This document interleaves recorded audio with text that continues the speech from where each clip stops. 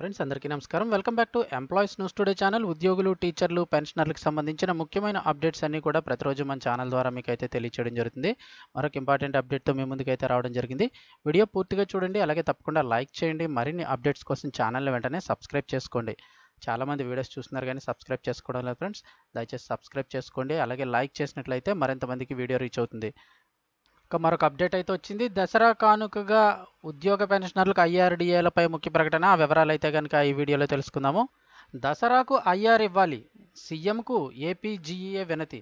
ప్రభుత్వ ఉద్యోగులందరికీ కూడా దసరా కానుకగా మధ్యంతర భృతి ఐఆర్ ఇవ్వాలని చెప్పి ముఖ్యమంత్రి నారా చంద్రబాబు నాయుడుని ఏపీ ప్రభుత్వ ఉద్యోగుల సంఘం అయితే కోరింది.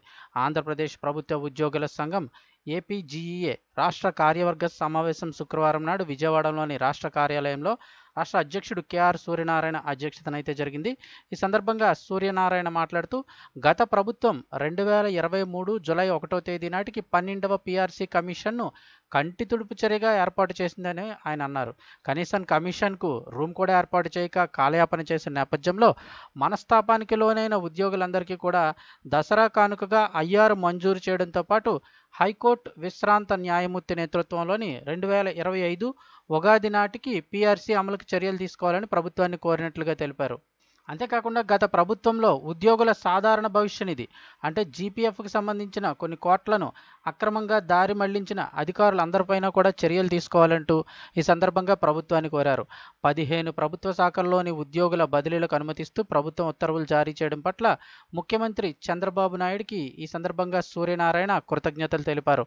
కాగా సమావేశంలో మొత్తం 26 జిల్లాల అధ్యక్ష కార్యదర్శులు రాష్ట్ర కార్యవర్గ సభ్యులతో చర్చించి ఉద్యోగులకు రావాల్సిన అన్ని రాయితీలను కూడా కొత్త ప్రభుత్వం సత్వరమే అమలు చేయాలని కోరుతూ తీర్మానం చేశారు. అంతేకాకుండా ఈ సమావేశంలో ఇన్ఛార్జ్ ప్రధాన కార్యదర్శి అలాగే మిగిలిన వారందరూ కూడా పాల్గొన్నారు. ముఖ్యంగా బకాయిలు చెల్లించండి అని అయితే చెప్తున్నారు. గత ప్రభుత్వంలో ఉద్యోగులకు సంబంధించిన బకాయిలు చెల్లించాలని ఏపీ ఉద్యోగుల సంఘం రాష్ట్ర అధ్యక్ష ప్రధాన కార్యదర్శులు డి శ్రీకాంతరాజు అలాగే జి ఆస్కార్ రావులు ప్రభుత్వాన్ని కోరారు. తూర్పుగోదావరి జిల్లా రాజమండ్రి సంఘ కార్యాలయాన్ని కూడా వీరు సందర్శించారు. ఈ క్రమంలో రాష్ట్ర ప్రభుత్వ ఉద్యోగులకు 12వ పీఆర్సీ కమిషన్ నియమించాలని, ఇందుకు అవసరమైన సిబ్బంది కూడా అందుబాటులో ఉందని తెలిపారు. అలాగే కమిషన్ ఏర్పాటుకు వ్యవధి ఉన్నందున రాష్ట్ర ప్రభుత్వ ఉద్యోగులకు వెంటనే ఐఆర్ ప్రకటించాలని ముఖ్యమంత్రి చంద్రబాబు నాయుడుని అయితే వారు కోరారు. అలాగే గత ప్రభుత్వంలో ఉద్యోగులకు సరెండర్ లీవులు, డిఏ బకాయిలు ఉన్నట్లు వారు పేర్కొన్నారు.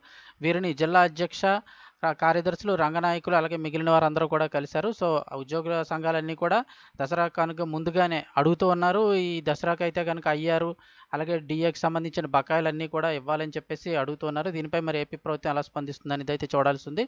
ఎటువంటి అప్డేట్ వచ్చినా వెంటనే ముందుగానే మన ఛానల్ ద్వారా మీకు అయితే తెలియజేయడం జరుగుతుంది. ఛానల్ ఇంకెవరైనా సబ్స్క్రైబ్ చేసుకోకపోతే దయచేసి వెంటనే సబ్స్క్రైబ్ చేసుకోండి. పక్కన బెల్ ఐకాన్లో ఆల్ అనే ఆప్షన్ ఎంచుకోవడం మర్చిపోకండి.